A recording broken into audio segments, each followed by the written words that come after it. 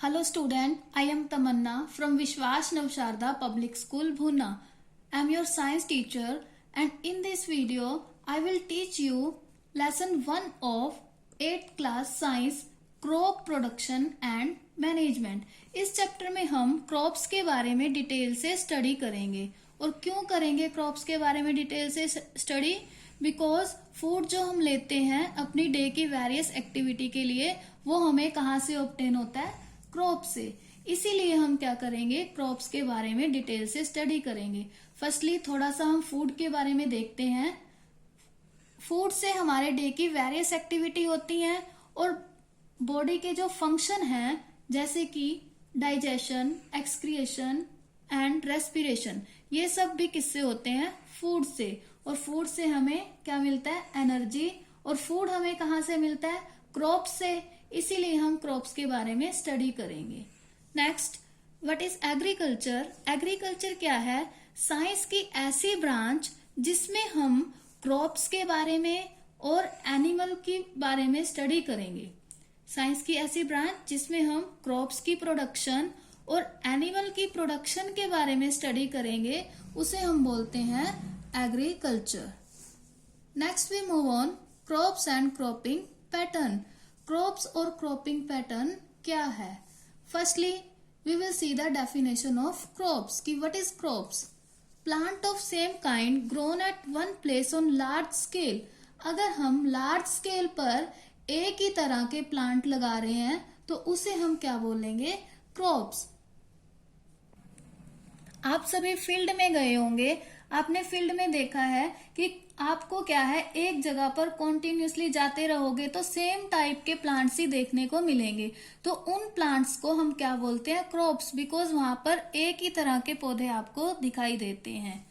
अब क्या है, हम देखेंगे type of crops and crop produce कि टाइप ऑफ क्रॉप्स क्या है और क्रॉप प्रोड्यूस क्या है। तो इसे देखने से पहले हम क्रॉप प्रोड्यूस की डेफिनेशन देख लेते हैं कि क्रॉप प्रोड्यूस होता क्या है। क्या है crop produce? The product that we obtain after harvesting the crops कि क्रॉप्स को काटने के बाद उससे हमें जो प्रोडक्ट मिलती है उसे हम बोलते हैं क्रॉप प्रोड्यूस। तो अब हम देखते हैं कि टाइप ऑफ क्रॉप्स, कौन सी क्रॉप से हमें कौन सा क्रॉप प्रोड्यूस मिलेगा। Firstly pulses. अगर पल्सिस की क्रॉप है तो उससे क्रॉप प्रोड्यूस पल्सिस मिलेंगी लाइक ग्राम पी। अगर वेजिटेबल है तो उससे हमें क्रॉप प्रोड्यूस क्या मिलेगा? वेजिटेबल ही मिलेंगी लाइक ब्रिंजल, कैबेज। अगर फ्रूट्स हैं तो फ्रूट्स मिलेंगे। अगर फाइबर प्लांट है लाइक कॉटन जूट तो क्या मिलेगा? Cotton jute. इस तरह से बहुत सारे टाइप ऑफ क्रॉप हो सकते हैं एंड उसकी क्रॉप प्रोड्यूस हो सकती हैं। नेक्स्ट, हॉर्टिकल्चर कि हॉर्टिकल्चर क्या है? हॉर्टिकल्चर साइंस की ऐसी ब्रांच है जिसमें हम वेजिटेबल और फ्रूट्स की प्रोडक्शन के बारे में स्टडी करेंगे। कौन सी ब्रांच? साइंस की ऐसी ब्रांच जिसमें हम वेजिटेबल और फ्रूट्स के बारे में स्टडी करेंगे या फिर उनकी प्रोडक्शन के बारे में स्टडी करेंगे, उसे हम बोलते हैं हॉर्टिकल्चर। अब क्रॉप्स को हम देख चुके हैं कि क्रॉप्स क्या होती हैं। अब हम देखेंगे टाइप ऑफ क्रॉप्स। आपको पता है कि इंडिया में हर जगह क्लाइमेट क्या है? अलग अलग होता है। मीन्स क्लाइमेट के अंदर क्या है? डाइवर्सिटी। और उसी क्लाइमेट डाइवर्सिटी को देखते हुए टू टाइप ऑफ क्रॉप्स हैं, kharif crops and rabi crops. अब इन दोनों के बारे में डिटेल से स्टडी करते हैं। फर्स्ट क्या है? खरीफ क्रॉप्स। खरीफ क्रॉप्स क्या है? Which are sown in rainy season और beginning of monsoon season. Means जो रेनी सीजन में लगाई जाती हैं या फिर मॉनसून सीजन की बिगिनिंग में लगाई जाती हैं और मॉनसून के एंड होने पर काट ली जाती हैं, उन्हें हम क्या बोलते हैं? खरीफ क्रॉप्स। मीन्स जिन्हें ग्रो होने के लिए ज्यादा रेन की जरूरत होती है उन्हें हम खरीफ क्रॉप्स बोलते हैं। एग्जाम्पल क्या है इसका? राइस। राइस को ग्रो करने के लिए ज्यादा रेन की जरूरत होती है, इसीलिए इसे रेनी सीजन में लगाया जाता है। और रेनी सीजन वाली क्रॉप्स कौन सी हैं? Kharif crops. Next type is rabi crops. अब रबी क्रॉप्स कौन सी हैं? Sown in winter season in the month of October November.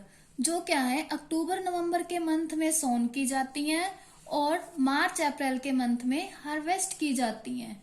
Example क्या है इसका? वीट। आप सभी अब घर में हैं, देख रहे होंगे न्यूज कि इस मौसम में कौन सी क्रॉप हार्वेस्ट हुई है? वीट। मतलब गेहूं की क्रॉप्स इस समय क्या हो रही है? हार्वेस्ट हो रही है। तो मीन्स इस टाइम पे अप्रैल मार्च में जो वीट, मार्च अप्रैल के मंथ में जो क्रॉप कट की जाती है या हार्वेस्ट की जाती है वो क्या होती हैं? रबी क्रॉप्स। Example wheat. अब हम ये देखेंगे कि क्रॉप्स को लगाने के लिए, और अब हम एग्रीकल्चरल प्रैक्टिस के बारे में स्टडी करेंगे। मीन्स जब हम क्रॉप्स को लगाते हैं और जब हम क्रॉप्स को काटते हैं तो उस बीच हमें कौन कौन सी प्रैक्टिसेस करनी होती हैं, तो वो सब क्या होती हैं? Agriculture practices. उन सब के बारे में हम स्टडी करेंगे। क्या होता है agriculture practice? Sequence of activity undertaken by farmer to cultivate a crop. कि एक क्रॉप को कल्टीवेट करने के लिए जो एक्टिविटीज की जाती हैं उन्हें हम बोलते हैं एग्रीकल्चर प्रैक्टिस। वेरियस एक्टिविटी क्या है? फर्स्ट स्टेप होता है प्रेपरेशन ऑफ सोइल। अब इसमें भी दो स्टेप ऐड हो जाते हैं, ploughing and levelling. Second step is selection and sowing of seed. Third step is replenishment of nutrient in the soil. Fourth step is irrigation. Fifth step is crop protection. Sixth step is harvesting. Seventh step is storage. These seven are the steps which farmer use to cultivate a crop. In this video, we will study two steps in details: preparation of soil and selection and sowing of seed. अब preparation of soil में भी दो step आएंगे। First क्या है? Ploughing. Second is levelling. इन दोनों के बारे में हम स्टडी करेंगे। पहले देखिए कि प्रेपरेशन ऑफ सोइल क्या होता है। क्या है प्रेपरेशन ऑफ सोइल? कि it is involve loosening and turning of soil. Means बीज को लगाने से पहले या सीड को लगाने से पहले हम मिट्टी को क्या करेंगे? लूज करेंगे और उसे टर्न करेंगे। नीचे वाली मिट्टी को ऊपर और ऊपर वाली मिट्टी को नीचे करते हैं, तो उसे बोलते हैं टर्निंग। और जो बड़े बड़े क्रैम्प्स हो जाते हैं उसे भी क्या करते हैं? ब्रेक करते हैं, ब्रेक डाउन करते हैं, तो उसे क्या बोलते हैं? लूजनिंग। तो ये सब क्या होता है? Preparation of soil. इसको भी दो स्टेप से किया जाता है, प्लोइंग एंड लेवलिंग। इन दोनों को डिटेल में स्टडी करने से पहले हम एग्रीकल्चर इम्प्लीमेंट के बारे में स्टडी करेंगे।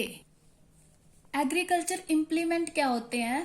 कि ऐसे टूल जो हमें एग्रीकल्चरल प्रैक्टिसेस करने के लिए जरूरत होते हैं उन्हें हम क्या बोलते हैं? Agricultural implement. जैसे प्लो क्या है? Tilling and scraping of soil. मिट्टी को टिलिंग और स्क्रैपिंग करने के लिए जो हम टूल यूज करते हैं उसे क्या बोलते हैं? प्लो। नेक्स्ट इज हो क्या होता है? कि मिट्टी के अंदर जो अनवांटेड प्लांट्स ग्रो हो जाते हैं तो उन्हें रिमूव करने के लिए जो यूज करते हैं वो क्या होगा? हो। और फिर मिट्टी को लूज करने के लिए जो हम यूज करेंगे उसे क्या बोलते हैं? हो। और वीड्स क्या होता है? जो अनवांटेड प्लांट उग जाते हैं क्रॉप्स के अंदर उसे हम बोलते हैं वीड्स। अब नेक्स्ट टूल कौन सा है? कल्टीवेटर। कल्टीवेटर क्या है? जब एक प्लो को ट्रैक्टर की हेल्प से ड्रोन किया जाता है उसे बोलते हैं कल्टीवेटर। कल्टीवेटर की हेल्प से एक तो काम इजी हो जाएगा, दूसरा लेबर भी क्या होगा? कम लगेगी। अब हम प्लोइंग और लेवलिंग के बारे में स्टडी करेंगे। Firstly we will see ploughing. कि व्हाट इज प्लोइंग? प्लोइंग क्या है? The process of loosening and turning of the soil is called ploughing. कि मिट्टी को लूज करना और टर्न करना ही क्या होता है? प्लोइंग। अब प्लोइंग हम किस लिए करते हैं? कि मिट्टी को लूज करना क्यों इम्पोर्टेंट है? अब बहुत सारे रीजन ऐसे हैं जिसकी वजह से मिट्टी को लूज करना इम्पोर्टेंट है। फर्स्ट रीजन तो ये कि अगर हम मिट्टी को लूज करेंगे तो उसके अंदर वाटर क्या है? अच्छे से स्टोर हो जाएगा। सेकंड रीजन कि जो हम मैन्योर डालेंगे वो भी क्या है? अच्छे से मिक्स हो जाएगी। और क्या होता है कि बहुत सारे ऐसे रीजन हैं जिसके लिए हमें क्या है? मिट्टी को लूज करना इम्पोर्टेंट। अब नेक्स्ट हम देखते हैं अर्थवर्म के बारे में। कि अर्थवर्म को बोलते हैं फार्मर का फ्रेंड। क्यों बोलते हैं अर्थवर्म को फार्मर का फ्रेंड? बिकॉज अर्थवर्म क्या है? मिट्टी को लूज करने में फार्मर की हेल्प करेगा। ये तो आप लोग जानते ही हैं कि अर्थवर्म कहाँ रहता है? सॉइल के अंदर रहता है।